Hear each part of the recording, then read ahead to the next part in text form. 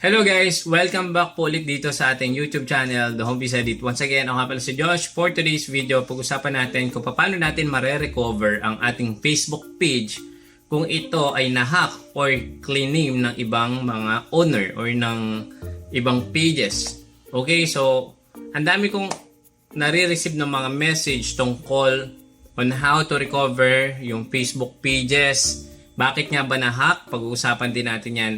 And gusto ko lang i-shoutout dito si Sir Bong na nag-share ng experience niya kung paano niya na-recover ang kanyang Facebook page kahit hindi na siya nagpasa ng documents or ng ID. Okay? So, i-share ko sa inyo yung na-experience ni Sir para at least for awareness, if ever may nag-claim ng ownership ng inyong page, pwede at maaari pa rin siyang ma-recover. Okay? So, shoutout nga pala kay Sir Bong. Ayan. Sir Bong Ito yung kanyang profile. Pwede nyo siyang i-follow. Meron siyang 45,000 followers. Bong Ladias Salasa. Ayan. I-follow natin siya. Ayan. Follow natin. And then guys, ito yung shinare niya na problem sa akin. But based on my experience bago ko na-recover yung Facebook page, kailangan ko pa talaga mag-provide ng supporting documents like primary IDs or yung bank statement. So yan yung way to recover. At the same time, kailangan nating mag-connect or contact sa support sa customer support ng Facebook. Hindi natin makakausap ng ayos yung customer support if wala tayong verified blue check or blue badge or yung yung may monthly subscription sa kanilang support. So, although kahit wala namang ganon, pwede pa rin natin nga pong ma-recover. So, ang ginawa ni Sir, pakita ko muna sa inyo, para may idea kayo kung paano nga ba nakiklaim or kiniklaim ng mga ibang pages ng mga ibang bansa yung pages natin. Okay, so ito yung nagki-claim sa kanya. Yung nagki-claim sa kanya dito si Sorry Setlist. Ayan, kiniklaim niya yung ownership of ng King Nash. Ito yung page ni Sir Bong. Ayan. So ngayon, ito yung isang picture na claim ownership of the page. So nakuha nga po yung account niya. Ibig sabihin na remove siya as admin ng kanyang page. So paano nga ba ito nakukuha? So ang dami ko na din ginawang video related dito, especially sa inbox or sa spam messages, pati sa email messages. May mga nag-o-offer po sa atin ng way to generate income gamit yung ating page. Ang sample dito is i-offeran ka ng 1,000, 7,000 US dollars is i-connect mo lang yung inyong page sa kanilang ads. Kumbaga, may collaboration na tinatawag. Be aware po sa mga collaboration na yan, especially kung sa tingin mo medyo suspicious yung email na ginagamit. So ito, papakita ko sa inyo, ang dami ko nare-receive ng mga emails na ganyan dito sa aking The Home Biz Edit. Ito, katulad na itong Play Key. Ayan, yung mga ganitong emails, wag nyo na po yung i-entertain. Okay, paano natin ma-check, Ayan, dito pa lang guys sa gamit nila na emails, yung Play Key, yung op.pl, yung ZZ, nako, wag po ninyong ibibigay ang inyong password and username. Be very careful. Marami pa akong nare-receive. Ito pa, pakita ko sa inyo, ang dami. Yung iba naman is legit, pero katulad nito, ayan, 'di ba? Ang daming pumapasok na mga scam messages sa email or spam messages sa email. And wag po kayo basta mahuhulog dun sa offer nila na nag-offer sila ng 1,000 US dollars, 7,000 US dollars. Ang gagawin nyo lang is i-click nyo lang i-connect nyo lang ang inyong page sa kanilang ads. So, ang mangyayari po dun, instead na kayo admin, i-remove kayo as admin at makiklaim na po ang inyong page. What if kung meron kayo inaasahan na sahod or meron kang payout kay Facebook? So, posible sila na po ang kukuha nun. So, ganun po siya. So, be very careful. So, ang kailangan natin gawin, so, ito yung shinare sa akin, Sabi niya dito, "Good morning, idol. Nabawi ko na yung page ko. Baka gusto mong i-content tong mga hacker." Okay, so, for awareness, guys, pwede nyo i-share tong video na to, So, yung procedure na ginawa niya, pumunta siya sa help center.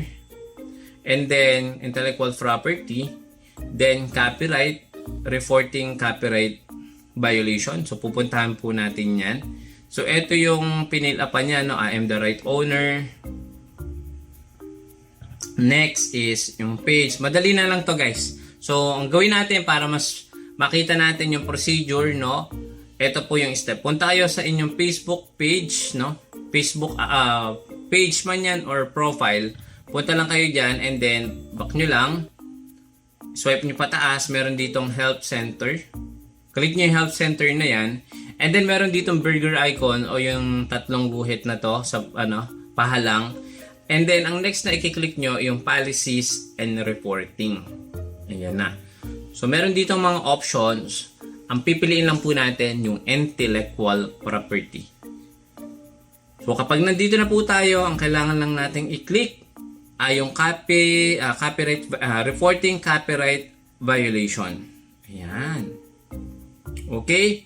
So dito, kailangan nating i-fill out itong form na ito. So click natin yung form na ito. Actually, ito din yung ginamit ko para ma-claim yung video na nire-repurpose ng ibang page. Ito din yon. So dito, ito din yung ginamit ni Sir Bong para ma-recover yung page niya. Intellectual property din natin yung mga page natin, yung ating profile. So, may way talaga na maibalik sa atin ni Facebook yan. So, dito sa copyright report, ang kailangan nating piliin, merong tatlo na pagpipilian. Describe your relationship to the right owner. Ikaw ba yung may-ari ng page? I am reporting on behalf of my organization. Kung kayo po ay yung publisher or organizer ng page or ng client, kung kayo po yung agent.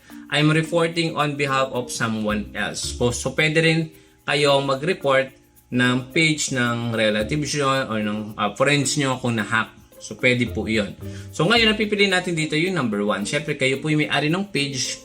For ano lang to, etong tutorial na to, hindi ko na siya i-go through kasi for ano lang to. For tutorial lang kung paano natin ma-recover. So kailangan natin gawin, next step, ilagay natin yung full name. Ilagay natin yung address dito. Ayan, address. So, ilagay nyo lang dyan. And then, email address yung active. And then, where are you asserting rights? Ilalagay natin dito. Siyempre, Philippines. Diba? Philippines. May mga hacker po kasi, usually yung mga nag-hack niyan sa mga ibang bansa. Hindi ko na sasabihin ko anong bansa yun. Pero kung sa tingin nyo ang nagkiklaim ng page nyo is mga taga-ibang bansa, malaking chance niyan talaga mga hacker po yan. Name of the right owner. Kayo po, ilalagay nyo dito ulit yung pangalan nyo, yung buong pangalan. Ayan. And then, which of this best describe your copyright? So, ano daw yung ilalagay natin dito? May option dito na 4. Photo, video, text, and others. I-click nyo yung others. Okay? And then, ilalagay natin dito yung ating URL ng page natin. So, dapat meron tayong URL ng page natin. Kung ano ba yung link. So, paano nga ba makukuha? Napakadali lang naman, di ba? Is-search mo lang yun sa Facebook. And then, please provide links or URL leading directly to the specific content you are reporting. So, yun nga po. I-report nyo yung link nung nag-claim ng inyong page. Kung page din yan or profile. So, ngayon, ilalagay nyo dito. And then, kapag okay na or wala ka talagang URL na makita, I don't have link leading directly to specific content. So, okay lang, i-check nyo lang po yung ano na yun, yung circle na yan. Please provide a description of the content you want to report. So, i-state nyo lang dito, explain nyo lang dito na na-hack yung account nyo. So, ito yung mismong name ng page nyo. Ito naman yung nagki-claim ng page nyo. Describe why you are reporting this content. This is my piece of content. Number 1. Number 2, I appear in this content.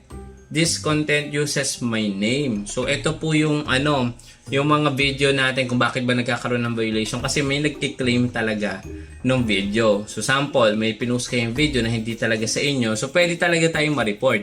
Intellectual property violation po yun. Mabigat po na case yan, lalo na sa online, Yung kumukuha tayo ng mga posted videos na walang descriptions or walang disclaimer, walang specific link na magda-direct dun sa mismong original copy or piece of work. So, this content copies my work. So, yung pipiliin nyo. Then, provide additional information. Pwede kayo maglagay dito ng screenshot ng sarili nyong page or yung page na hacker. And then, i-upload nyo lang po. And then, yung pinaka last part, dito nyo po ilalagay yung full name ninyo.